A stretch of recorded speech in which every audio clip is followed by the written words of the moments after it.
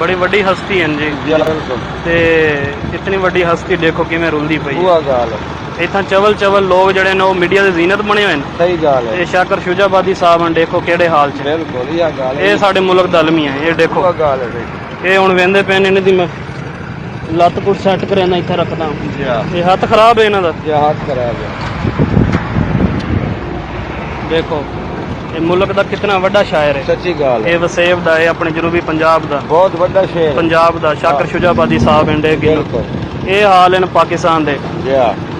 ये कितना वड्डा शायर जेदे गाने गा गा के लोग मशहूर थी गए। बिल्कुल शेर पढ़ के रोजा खांदे पिन लोग। वो इतना रुल गया मोटरसाइकिल ते वेंदा पिया दवाई गिनन कहन दे पिछे ते हाथ उत्ते सोजश है ते पईया मसला है। जेड़े क्या आखे बंदा हुण कल दे जेड़े हैं वो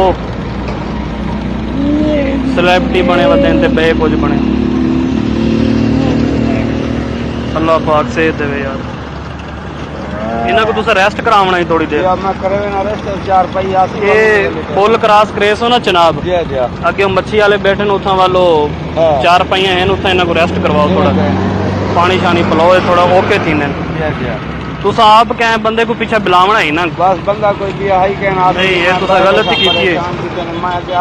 लाजमी क्या को बुलावना ही। तू जब मैं के बंदा कहनी तू हाली ना जो बंदा आवने वाले मिले ना 3 बंदे होवो ना ये दरमियान च जिवें मर्जी बैठा रहे तो कोई रस्सा ना बंधना पवे। केड़े हाल च ये साडे बस मुल्क दा बंदा क्या आखे इतना बड़ा नामवर शायर है इस इलाके दा पूरे पाकिस्तान दा। आज 5 अक्टूबर है 26 अक्टूबर है आज।